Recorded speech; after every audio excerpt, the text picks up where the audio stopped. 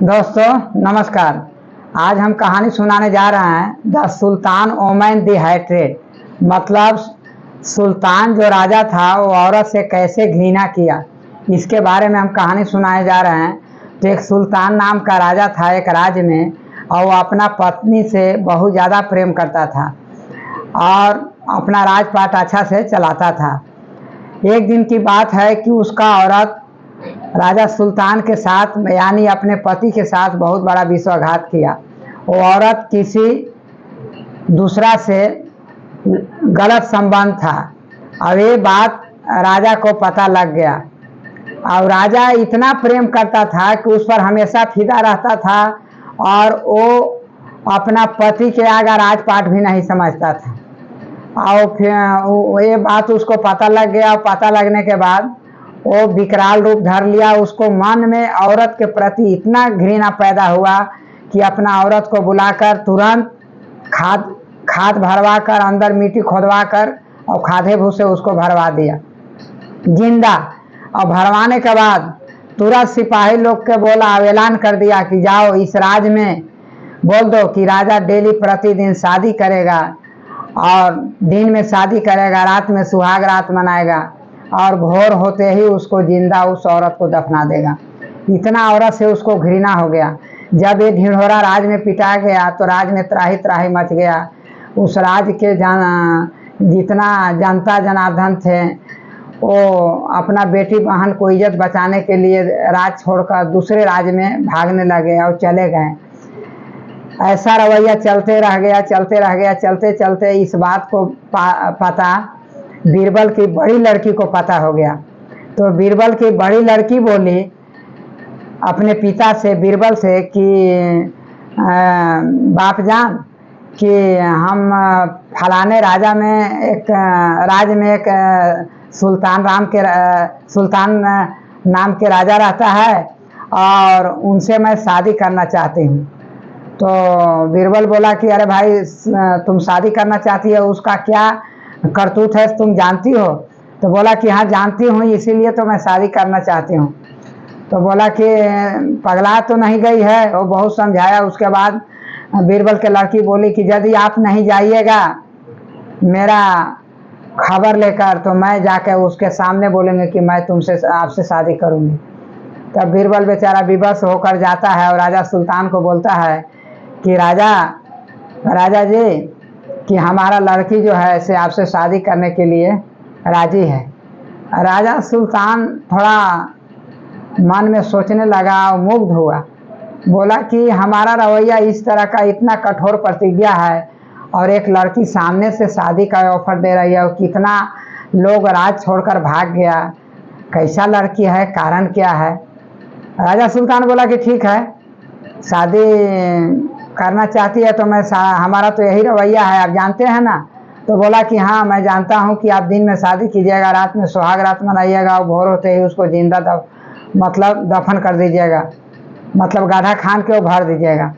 बोला कि तो ठीक है, जाओ कल तैयार करो।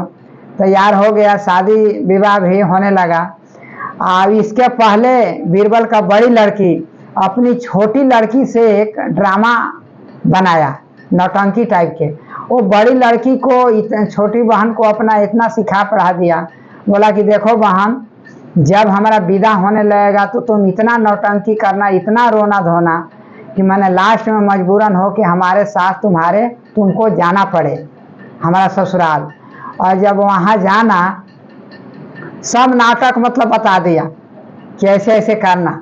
उस प्रकार शादी हो गया। जब विदाई का समय हुआ तो विदाई होने लगा, विदाई हो भी गया। तो जो बीरबल का छोटी लड़की थी जो जिससे शादी हुआ उसका छोटी बहन तो रोने लगी कि भाई दीदी के साथ हम भी जाऊंगी, दीदी के बिना हम नहीं रहूँगी। इस तरह तो राजा डांट दिया। तब फिर मंत्री लोग बोला कि राजा जी कि साली का तो हक होता है जीजा के यहाँ जाने का, तो जाने दीजिए, बड़ी बहन के साथ जाने के लिए बोल रहे तो क्या दिक्कत है, इसको भी लेते चलिए, साली को भी। राजा मान गया और राजा साली को भी साथ में ले गया। दोनों बहन गई और शाम के समय था, खाना दाना खा लिया सब कोई। खाने के बाद उसका राजा सुल्तान का साली बोली, यानी बीरबल का छोटी लड़की मतलब उसका पत्नी का बहन बोले कि जीजा जी कि हमरा प्रतिदिन हम दीदी के साथ सोते थे कि आज हमारा दीदी के बिना हमको नींद नहीं आएगा। क्या हम तो जान रहे हैं कि दीदी को आज भर ही जिंदा रहना है, कल तो हमको मुलाकात नहीं होगा, इसलिए आज भर हमको कम से कम दीदी के साथ में सोने दीजिए। तो राजा सुल्तान गुस्सा गया, बोला कि ऐसा कैसे हो सकता है, शादी करके लाए हैं तो इसको साथ में हम सोएंगे कि तुम सोएगी, ये कैसे हो सकता है।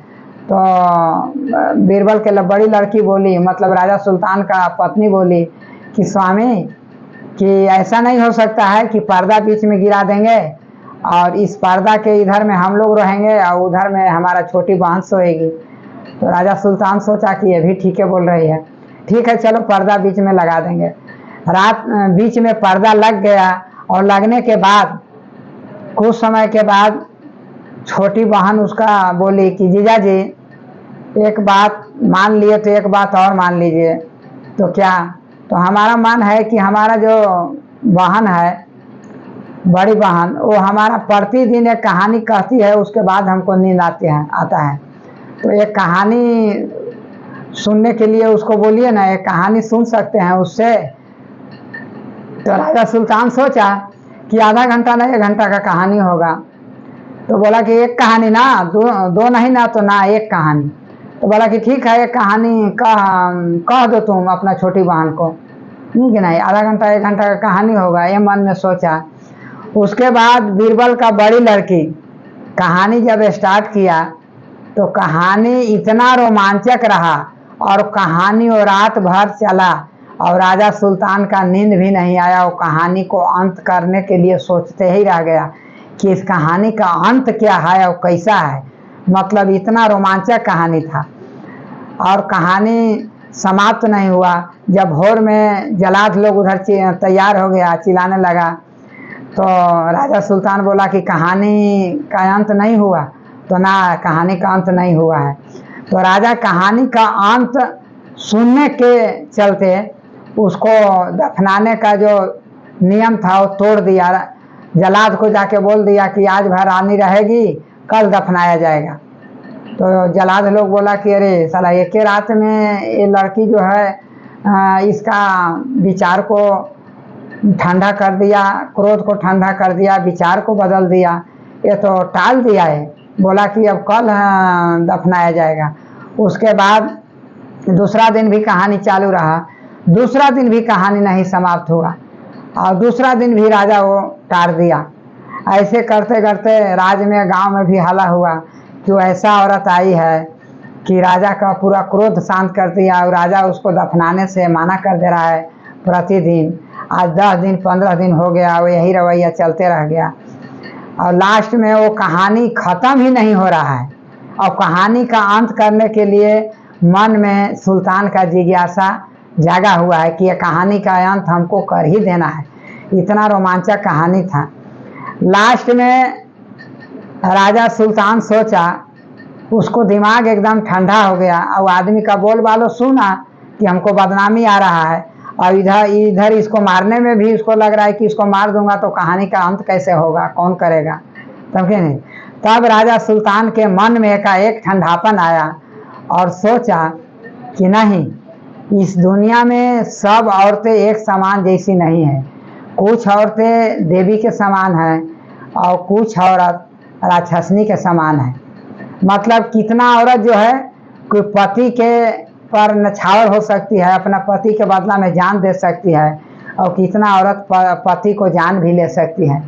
इसलिए कुछ औरतें देवी के समान है, कुछ औरतें राक्षसनी के समान है। तो ये औरत जो है से हमारा घर का लक्ष्मी मिला है और ये देवी के समान है, इसको मारना नहीं चाहिए, ये औरत बहुत अच्छा है। और इसी प्रकार वो कहानी सुनते ही रह गया और वो जो नियम था नियम को काट दिया। सिपाही लोग को बोल दिया कि भाई ये आज से हमारा नियम बंद हो गया, अब हम राजा का पालन करेंगे, राज करेंगे अच्छा से, सुखी संपन्न से इस औरत के साथ में हम जीवन यापन करेंगे। यही राजा सुल्तान का कहानी है।